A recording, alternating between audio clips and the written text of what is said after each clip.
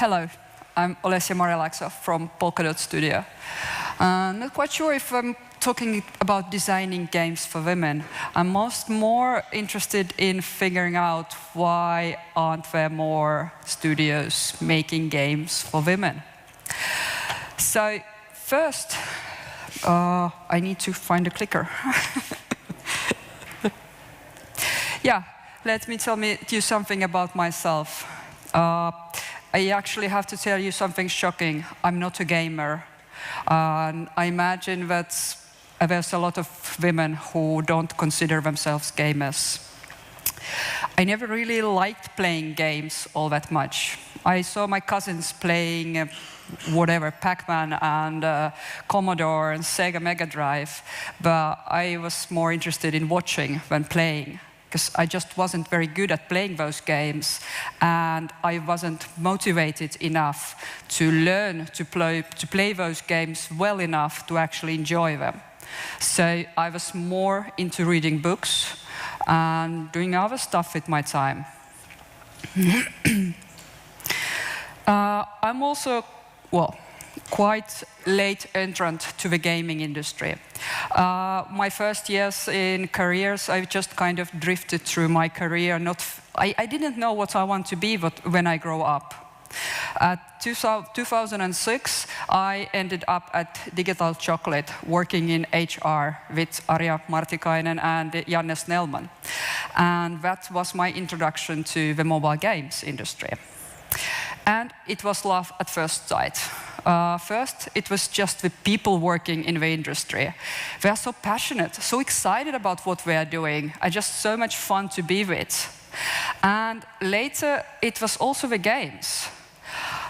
I finally found something that I felt passionate about, that I felt I could be excited about, and that I could bring actual, real value.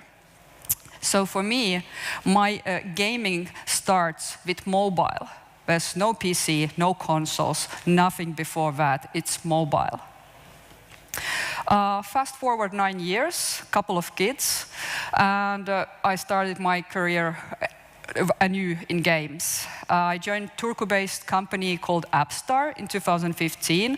Appstar got my interest because we wanted to make dress-up game for girls. That was wow. I had never heard about anybody doing anything like that before, and felt, okay, that's a company that I could actually enjoy working in and bring something in it. Unfortunately, after 1 year, Appstar went down. Some interpersonal things happened, and it didn't go forward. But I ended up founding my own studio with 4 other amazing people. And Polka Studio is focused on making lifestyle games for female audience. And our first game is a dress-up. Surprise. So before I go forward to my talk, I want to tell you a funny story. I was at some gaming event with mostly guys, and I was telling that, yeah, our studio makes games for females. And one guy was like looking at me, he was really surprised and asked like, aren't you worried that you are capping your potential of your studio by concentrating on making a game for a minority? And I was like looking at him, okay, why aren't other studios really worried about capping their potential on concentrating making games for male minority? So this is kind of, it's a funny story, but it tells about the industry a lot. So I guess you probably know that women actually, there are more women playing mobile games than men. We are not minority, we are the majority. And that women actually spend more time on average, they spend more money on average on mobile games, and they are more engaged and loyal. And what more, it's actually cheaper to acquire a female player because there's just not so much competition for those players at certain stages. But it's also true that women play different games from men. Women are different. So it's also pretty logical that we play different games. At the moment, the female audience is, in my opinion, greatly underserved. And there's a lot of pent-up potential, like demand for new experience, designed especially for females. I'm not talking about another match 3 game. I'm talking about a really new experiences. There's a lot of studios innovating for guys, new game modes, new things, hundreds, thousands of new games for men, and just kind of a handful of games for females, if even that. My previous company, Appstar, is a good example. We started to do a dress-up game. Our main artist was 68 years old, and she only could do Flash. And she had already 4,000 different clothing items and 200 dolls made in Flash. So we did a game with Flash art. The game didn't look very good. It wasn't very well designed. But after its soft launch, it generated over 1 million downloads on Android with 0 marketing and 0 anything. So if the female demography is so big and interesting, and if there's pent-up demand there, so why aren't there more studios concentrating on this demography? It's a really good question, I think. What's the problem? What's the problem? I see 3 reasons what could explain this. It's a very male-dominated industry. It's changing slowly. At the moment, about 22% of gaming industry employees are female. But if you take out the marketing roles, the HR roles, and other support roles, then you get less than 10%. And there are a lot of studios who don't have any females in their game teams. And this male dominance definitely has an effect. It's logical that men want to do games for men. They play games for men, and they don't really know about women enough to make games for women. Second, I think making mobile games is extremely passion-driven. Most people working in the industry, they really feel passionate about what they do, and they need to feel passionate about what they do. There's a huge benefit when you are working in a team that is really passionate about making games and the game that you are making. But there's also a minor side effect to that. It's hard for me to imagine a guy getting really excited about making a dress-up game for females. Woohoo! Let me tell all my friends that I'm doing that. Yeah. I definitely ran into this problem when I was searching for my co-founders.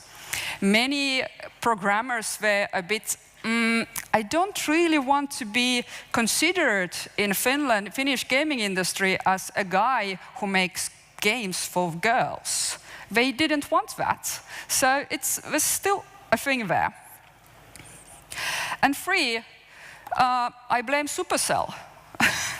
They had the idea that best people make the best games, and if you give them autonomy, then something magical happens. And I agree, something magical has really happened, and that's a really good thing. But that also has posed some problems.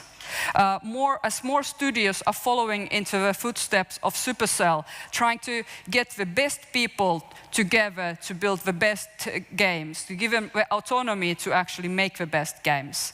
And if you are trying to build the best possible team, you end up, unfortunately, at the moment with a mostly male team. Because guys have worked in the industry longer. They just have more seniority. They have had more opportunities in it. And there's just like not enough women to fill the roles. So that creates predominantly male game teams who start making games for men. I actually happen to know that the game teams that are innovating new concepts at Supercell, there are no females in that team at all. There used to be one, but she doesn't want to go back there because they are just making games for guys. So how do we get more games for female audience? There's no silver bullet to it. We need to get even more women into the game industry. We need more women in every game team. We need more studios founded by women. And to attain that, we women need to network more, just share our experiences, get together and help each other out, and be more confident. We can actually make it out there. We need to have confidence in ourselves and not to be afraid to try, to maybe fail, but after that to try again. And we need more all-female team, starting from the school teams, going for indie teams, having teams inside of companies. Imagine if Supercell, with all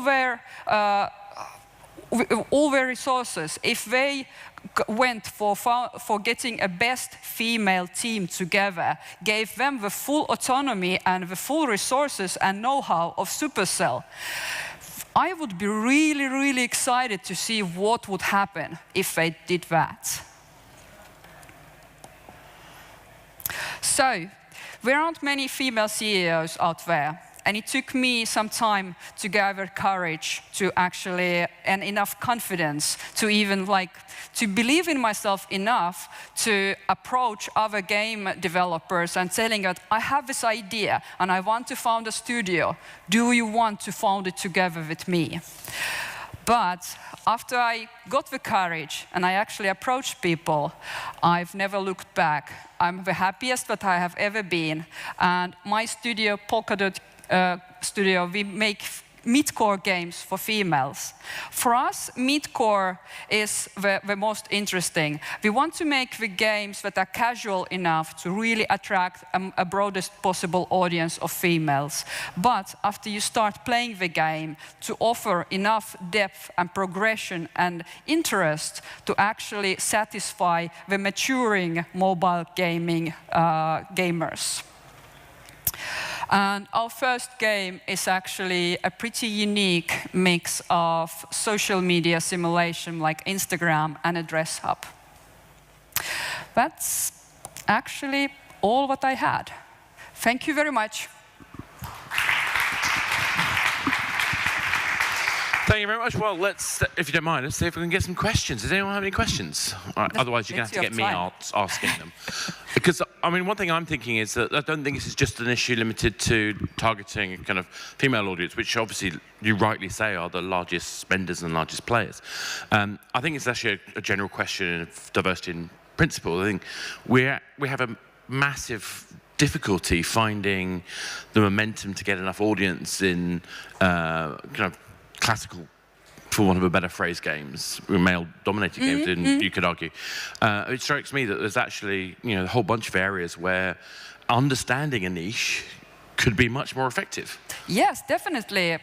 Like most studios, with mobile games is the most competitive industry there is, and everybody is competing in the same pool. It's a big pool, but still. And there's a totally another pool that you could be competing. There's not so much competition, and the potential for winning is much greater.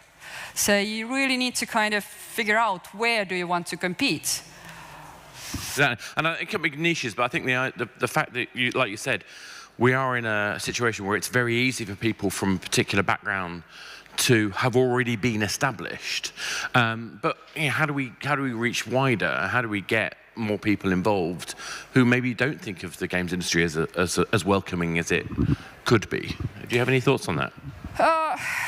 Yeah, well, in Finland we are trying to kind of, we firstly, of course, we need to kind of have more girls interested, like have confidence enough that I could be making games. Because I think the problem is that most females, we women, we don't consider ourselves gamers. Those who are gamers, who actually play PC and consoles and everything, they probably already are in the gaming industry. But we really need to attract the girls who don't consider themselves gamers, who maybe just play on mobile and not kind of figure out that that's something inferior, and give them confidence to actually go to schools, give them examples that there are female teams, there are female studios, there are female developers, even coders, whatever, and then after bond together to kind of women help each other, and that's what we are doing here in Helsinki with the monthly lunches and everything. Yeah, and I think that combined with a lot of the influencer stuff, when you see kind of some amazing kind of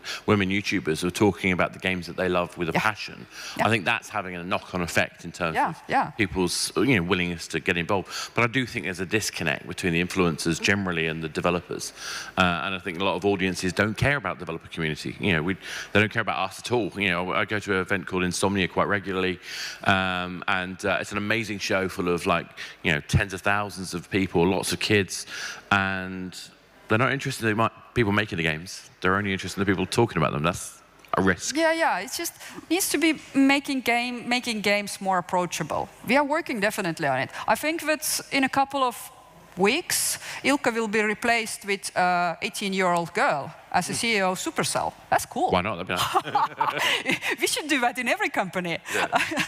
And just give them freedom to do it. Exactly. On that note, thank you very much. Thank you. So.